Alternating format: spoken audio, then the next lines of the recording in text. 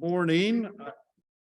And I would like to call the Skagit Transit Board of Directors meeting to order of July 19th, 2023.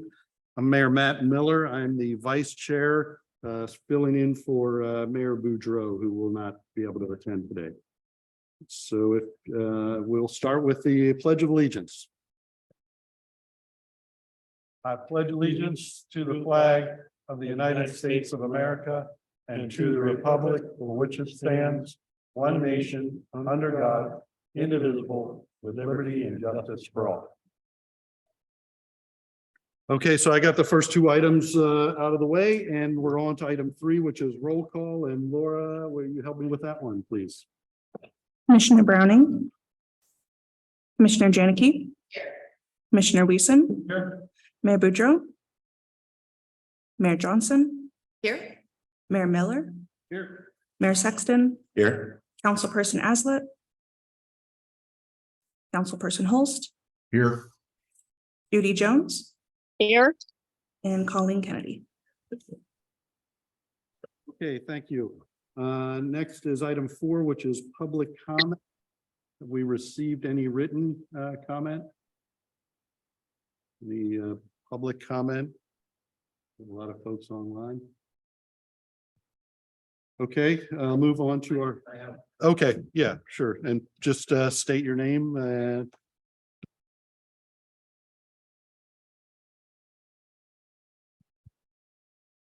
Typically, we allow for 3 minutes. Oh, it's not gonna take that long. All right, thank you. So Swan Jensen, reside in Cedar Woolley. I just want to back up my president all there. She was just told that she did not get paid for this meeting. What is not the case. This board passed a resolution at she gets 2 hours of pay for every meeting she attends here. So I'd like you guys to instruct the company to pay that. So just wanted to let you know that. Thank you.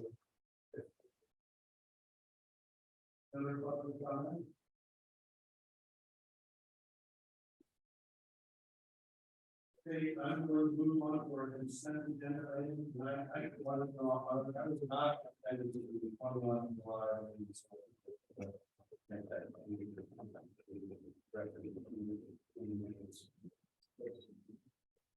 Didn't have the microphone on, so consent agenda. I made that, hopefully you'll make the change that I did not attend the 21st June meeting. Any other comments, questions, concerns from the board? Motion perhaps? With that correction, I'll make a motion to approve the consent agenda item. Second. Okay, a motion by Mayor Sexton, a second by Commissioner Browning to approve consent agenda. All in favor signify by saying aye. Aye. Opposed? Motion carries. Okay, item 6, this is the executive session. And the board will now meet in executive session to discuss potential litigation per RCW as allowed by RCW 4230-110. The executive session will start. I've got 11:04 and we should be in executive session for 20 minutes. And if we need to extend, I'll come out and make that announcement. But the board will now adjourn into executive session into the conference room.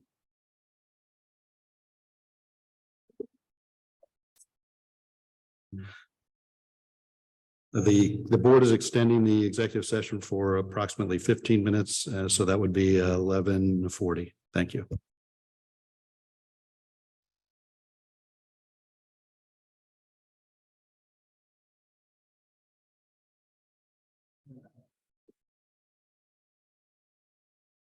Okay, I'd like to call the regular meeting back to order. It is 11:40. Now 11:42. Close. All right, next up is item 7. This is discussion and action items, starting with 7A. I think Crystal, you got this one. Approve new FTE project manager.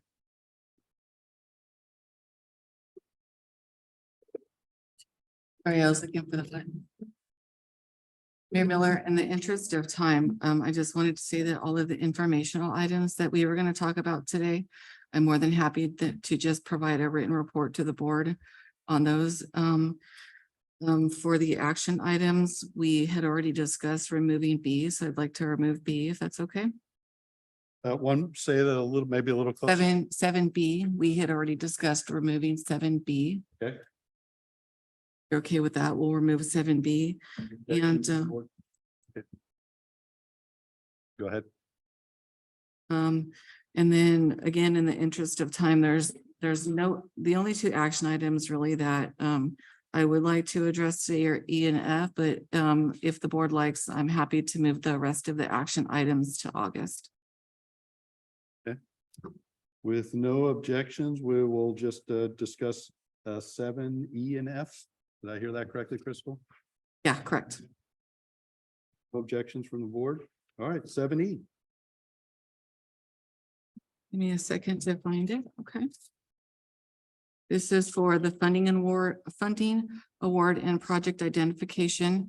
$42,928 for FTA section 5339 and $440,021 for FTA section 5307 annual apportionment from the Puget Sound Regional Council. The funds will assist in architectural and engineering services for the design, engineering, preparation of bid specifications, solicitation, and bidding assistance for phases 2 and 3, construction of the MOA 2 facility located at 11784 Bay Ridge Drive in Burlington.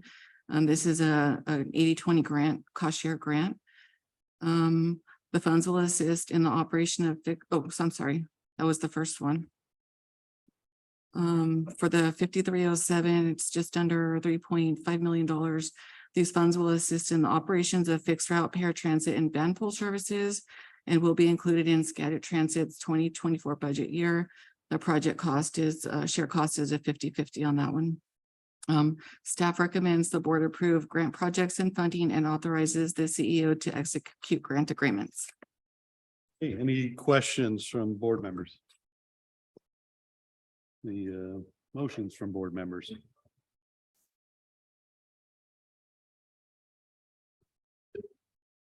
I'll make a motion to approve the federal fiscal year 2023 Federal Transit Administration, section 5307 and 5339 funding awards to Skagit Transit. I'll second that.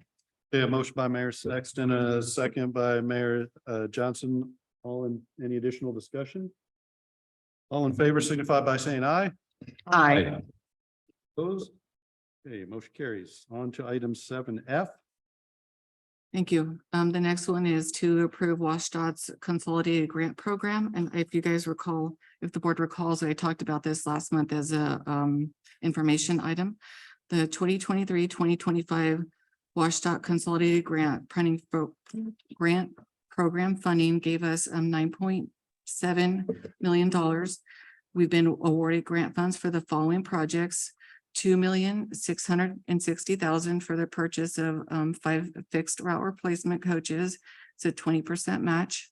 $609,120 for the continuance of Route 717. $605,272 for operating assistance for Route 615. $160,000 for the Northwest Regional Transportation Study. $134,577 for the Community Engagement Coordinator, and $487,087 for the purchase of 4 expansion and 7 replacement van pull vehicles. And I can go through the cost allocation of those if you want. If not, they're on this sheet. Skagit Transit has been awarding the following formula funds from WashDOT. 2.2 for state special needs formula grants. These funds will provide the required match for projects A through E listed above. And $2,858,602 for the transit support grant formula grant awards. Oh, I'm sorry, it's on there twice. My apologies. Recommendations. Staff recommends the board approve the grant projects and funding and authorizes the CEO to execute the grant agreements. The budget impacts projects A through E are federally funded. The state special needs and transit support grant formula grant funds will provide the required matches for these projects. And for project D, $121,772. The total cost estimate of that is $608,859. Grant fund $487,087 with the $121,772 match. And this grant period is from July 1st through June 3rd, 2025. Staff is recommending that the board approve these as well. Hey, any questions on these grant awards? Just one clarification, the A through E list refers to the grants up above, but then there's item F, which is the purchase of vehicles, and it says there's a 20% match. Or am I just in the budget impact? Is the impact of 20% match on the purchase of Van Hool vehicles also covered by the state funds? The state special needs grant formula fund, correct? Okay, so budget impact probably should say projects A through F, E, A through yeah, F. correct. We'll make that correction. Okay. I'm Thank you. easy. Any other questions? Motions? I'll move to approve the grant projects and funding as authorized by and authorize the chief executive officer to execute the grants agreements. Second, A motion by Commissioner Wiesen and a second by Commissioner Janicki to authorize the grants for the consolidated 2023-2025 consolidated grant program fund. Any additional discussion? Okay, all in favor signify by saying aye. Aye. Opposed? Motion carries. You're on to number 8. So these are a lot of informational items and starting with 8A. And you'll have to help me out. Who's going to be talking about these items? FTA audit results. All right, those are the ones that I was just in the essence of saving time that I was just going to provide the board a written report on, if that's okay. There was one, Commissioner Janicki, I know that you had requested at the last board meeting, the video policy. I don't know if you want to discuss that. Or if you want, we can save that for next time. It's up to you since that request came from you. Chair Miller, if we have time, it'd be nice just to hear it, give us some time to digest it and then act on it if needed at next meeting. And then the rest, I'll provide the board a written report. We'll get that emailed out before the end of the week. Okay, so any of the information items A, B, C, D, E, and F, and G. Anybody have any questions on, is that what you're saying, or I'm a little confused about what we're And talking. A and H. So we're going to discuss, excuse me, I'll give Chris an opportunity to discuss H, and then the rest of them, I'll provide the board a written report by the end of the week Okay, via email. I'll have Laura send it out via email. all right, so with no objection, we're on to item 8H. And that's going to be Colleen. So it's a union statement. So over to you. And Chair Miller, the request was just to let Chris just briefly outline a policy so that we have time. on the video policy? Yeah, just like the high points. You don't have to Okay. read it all, but kind of the high points because Okay, it was bumped from the last meeting. Sorry, I It was- stopped a procurement process.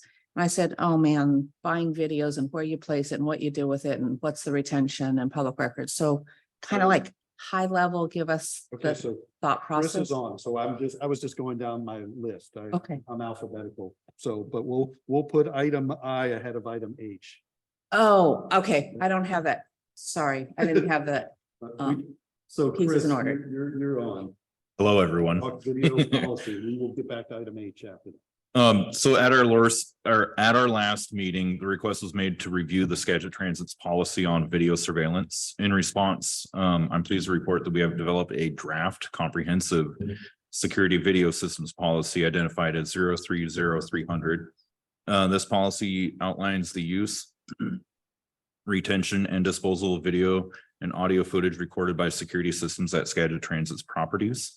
The draft policy underscores, and it was included in the packet as a separate document. It underscores our commitment to respecting individual privacy rights, enhancing safety and security, and minimizing risks related to the exposure of sensitive and protected information. It provides clear guidelines on the locations of cameras, procedures for audio recording, event types, warranting footage review, access protocols for recorded footage, and handling of recorded footage in compliance with laws and regulations. The key highlights of this policy: our cameras will be installed in public areas for safety and to deter crime, but not in private offices or bathrooms. Audio recording will generally not be utilized, with exceptions in specific locations where appropriate signage will be posted. Event types which can initiate a review of video data include vehicle incidences, complaints, public records requests, law enforcement requests, and reasonable suspicion. Procedures for accessing and using recorded footage, including the requirement for completing specific forms. The policy details the process for swapping hard drives in Apollo DVRs, which are on all of our vehicles, including when this might be necessary and what information is tracked when that is done. Compliance with relevant laws and regulations in Washington ensure that recorded footage is retained in a secure manner for up to 7 years. The policy has been designed to be in line with our drivers and dispatchers collective bargaining agreements, the CBAs. We are now asking for your review and feedback of the draft policies. Your insights and suggestions are highly valued with this policy that we're going to hopefully bring to the board for approval. And that's pretty much it. May I make a correction? I just want some clarification. I think, Chris, you said at the last meeting that the equipment had already been purchased. Is that correct? Has that been purchased, or was there just an estimate that was given as far as what the cost was going to be for? There's a couple different projects. So in the approved budget for 2023, we had some room to purchase some cameras and some equipment for air monitoring in the Skagit station bathroom. So no cameras are going in the bathroom. And then we have some identified needs for other projects that we haven't kicked off yet. And that was what spurred us getting an interlocal agreement, which we had brought this month, but we're going to postpone until next month. Is just simply getting onto a interlocal purchasing agreement to get equitable and fair pricing for the products that we want. Commissioner Janicki, that kind of ties into 7D.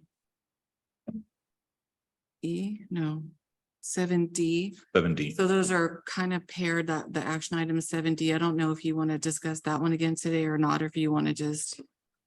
No, it doesn't. No, we don't need to do that. And I now realize why I was confused about it. The cover memo refers to an attached policy. At least in my packet, I didn't have an attached policy. So is it something? So am I looking for something beyond just that cover memo? I believe on the email that went out, there was Do the separate document. there's some links underneath that, and one of them was the video policy. Okay. And it's a Word document, and it's got draft. I'm probably the only one that didn't pick up on that in the Okay. email, but I don't have that separate. Okay, now Yeah, and it's like a 6-page document Yeah, okay. at this time. I will review it. Sorry. No, that's okay. I mean, I think what Chris is asking us to do is take a look at that policy is. Yeah, and give us any feedback you've got. We've all, at least in the cities, have all dealt with similar type issues, so. Yep. Hopefully we'll bring it back to the next board meeting for final approval. Thank you. All right, anything else on the video policy? Questions? All right, now, Colleen, sorry, I will move on to a union statement that you've asked to read, and I got you. Thank you. I have a loud voice though, so. Zoom can't hear you unless you use a microphone. Okay. I also printed off copies if anybody didn't get theirs. I think all the board Okay. has a Okay. copy of the letter. So on behalf of Local 176T, I am here to represent my brothers and sisters of the union. I'm here to bring their concerns to all of you as our board of directors. There is a concern around mutual respect, especially ensuring that mutual respect goes both ways. Drivers have been written up or disciplined for violating the mutual respect policy, yet management faces no repercussions for their lack of respect to others. There's fear of retaliation.